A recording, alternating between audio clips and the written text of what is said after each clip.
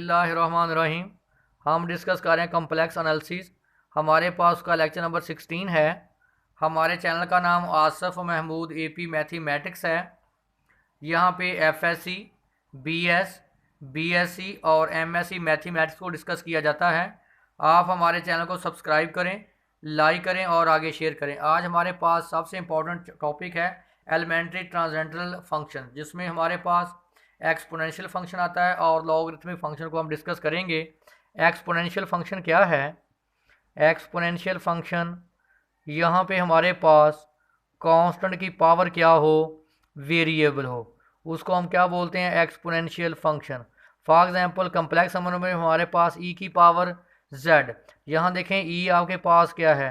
Constant है। और Z हमारे पास, जिसको हम लिखते हैं एक्स प्लस एटा वाई, हमारे पास क्या है? वेरिएबल। तो अब आप देखें ई की पावर जेड को हम लिखते हैं ई की power x plus iota y, क्योंकि जेड को एक्सप्रेस किया जाता है एक्स प्लस एटा वाई की फॉर्म में। इसको मैं लिख सकता हूँ ई की पावर एक्स इंटू ई की पावर एटा वाई। तो हमारे पास जो एलर आइडेंटिटी है, एलर आइडेंटिटी वो क्या है?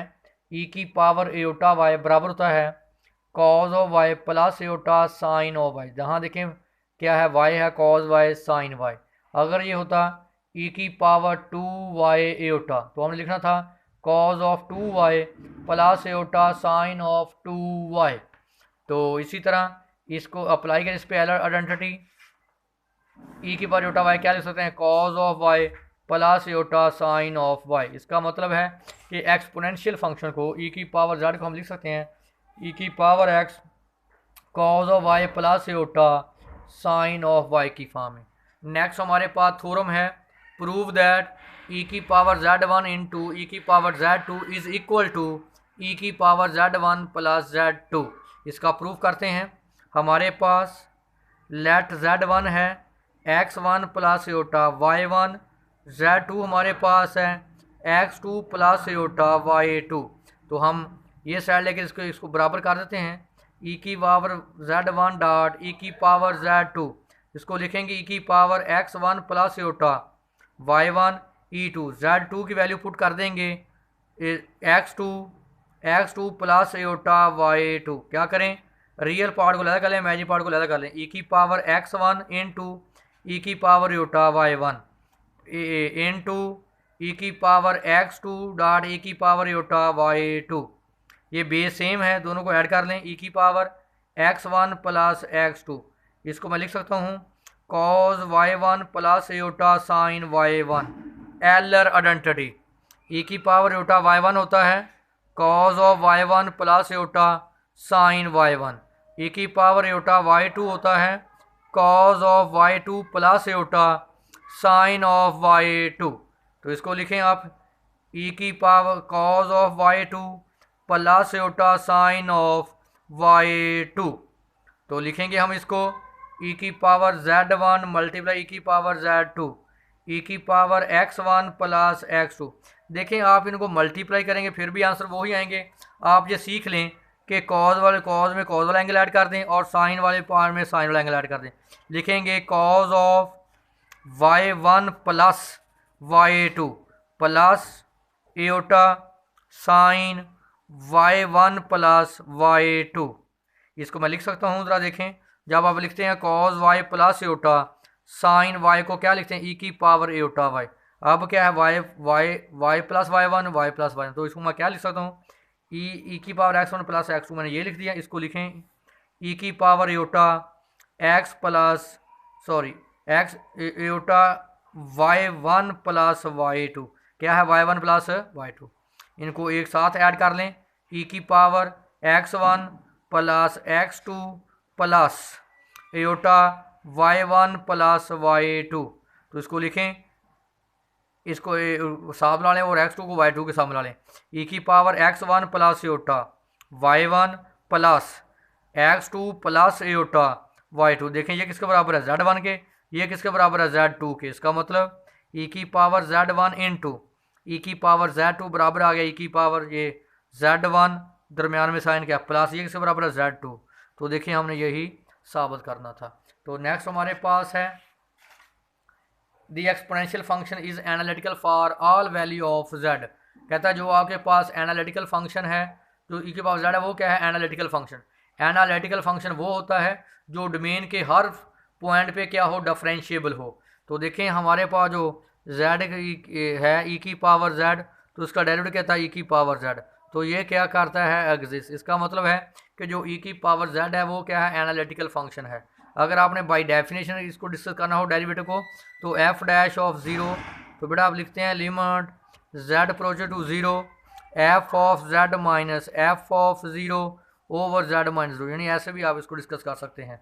तो देखें यहाँ पे आपको पता है कि ई की पावर जो जेड है, इसकी जो मैक्लैरन सीरीज़ है, ये सभी को जुबान या होना चाहिए, ये आपने पढ़ी थी एक्सरसाइज 2.8 सेकंड ईयर में। 1 plus z square over 2 factorial plus z 3 over 3 factorial plus z 4 over 4 factorial plus up to सोन प्लस जेड की power n over n factorial. देखें इसमें जितनी पावर जेड की उतना फैक्टोरियल, जितनी जेड की पावर उतना ही फैक्टोरियल। अगर मैं लिखना चाहूँ, क्योंकि मैं यहाँ पे यूज़ करना चाहता हूँ बाई रेशो टेस्ट, तो आपने पढ़ा हुआ by ratio test infinite series में, सॉरी, आपने लिखा था कि limit A N plus 1 over A N, तो इसका कोई ना कोई लिमिट आएगी एल। अगर तो आगे पास नंबर 1 था कि अगर एल की वैल्यू लेस देन 1 होगी तो सीरीज़ क्या करेगी? कन्वर्ज। अगर एल की वैल्यू ग्रेटर देन 1 होगी तो सीरीज़ क्या करेगी? डाइवर्ज। तीसरा क्या था कि अगर एल की वैल्यू 1 हो जाए तो टेस्ट क्या हो जाएगा? फेल। ये आपने पढ़ा था इनफिनिट सीरीज़ में, चैप्टर नंबर 8 BSc में। अच्छा, अब आप देखें आपके पास यहाँ उसने UN लिखा हुआ, तो आप इस कोई बात नहीं, हम वहाँ AN लिखते थे, तो UN हमारे पास क्या आ गया? Z की power n over n factorial. और जब आप लेंगे UN प्लस 1, n की जगह पे क्या आ जाएगा? n प्लस 1, तो ये क्या बन जाएगा? Z की power n plus 1 over n plus 1 का factorial using by ratio test, या इसको डी एल्बर्ट टेस्ट भी बोलते हैं, डी एल्बर्ट टेस्ट। तो क्या है? Limit n approaches to infinity UN plus 1 over UN, तो लिखो इसको limit n approaches to infinity z की power n plus 1 over n plus 1 का फैक्टोरियल। मैंने वैल्यू पुट कर दी UN की।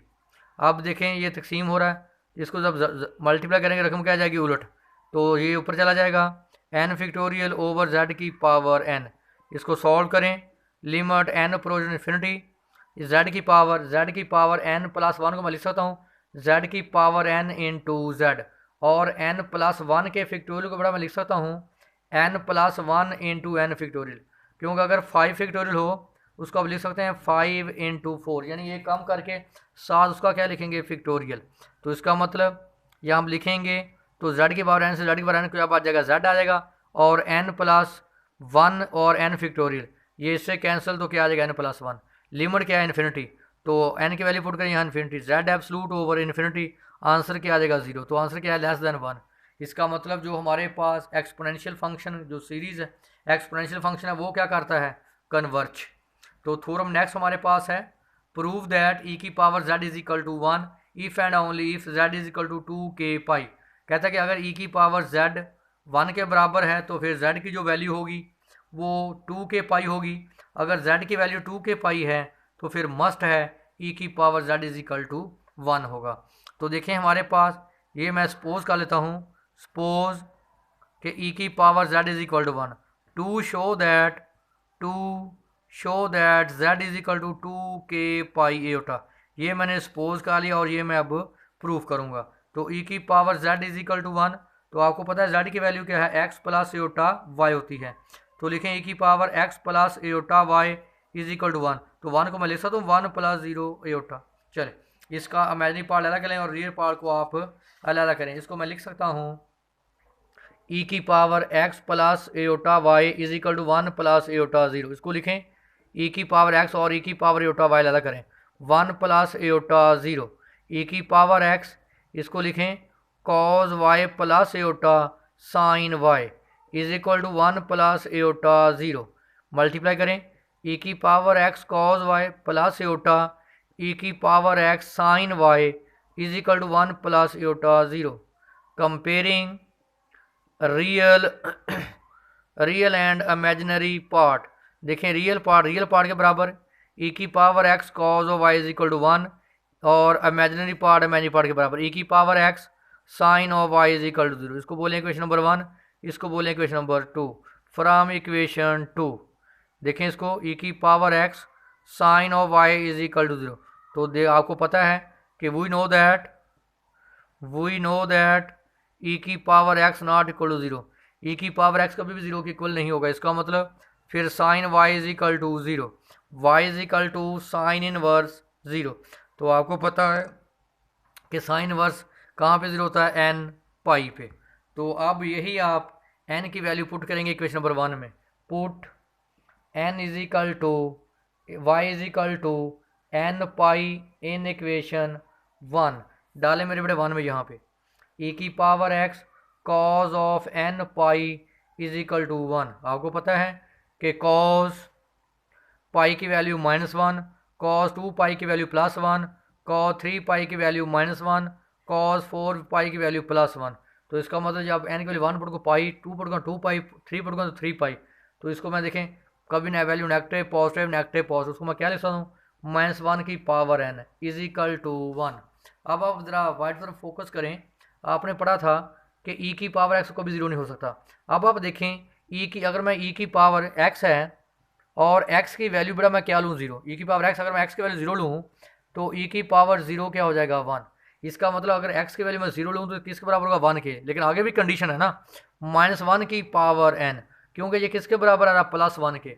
तो मस्ट है कि फिर n क्या हो, इवन। अगर n इवन होगा, n इज इवन, अगर n इवन होगा तो वो, अगर n इवन है तो वो नेगेटिव को भी क्या कर देगा, पॉजिटिव। तो इसका मतलब n इज इवन और x हमारे पास क्या हो 0।